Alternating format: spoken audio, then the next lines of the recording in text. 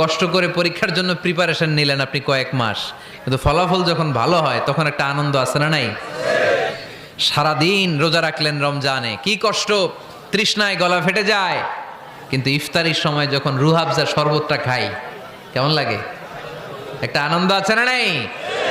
এজন্য আল্লাহ বললেন فإن مع العسر يسرا إن مع العسر يسرا ও নবী, কষ্টের দিন মক্কায় অল্প কিছু দিন, মদিনাতে আনন্দের দিন অপেক্ষা করছে।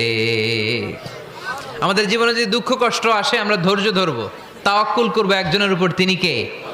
কারণ আমরা বিশ্বাস করি কষ্টের দিন এটা চিরকালের জন্য নয়, সামনে আনন্দের দিন আমাদের জন্য সেট করে রেখেছে কে?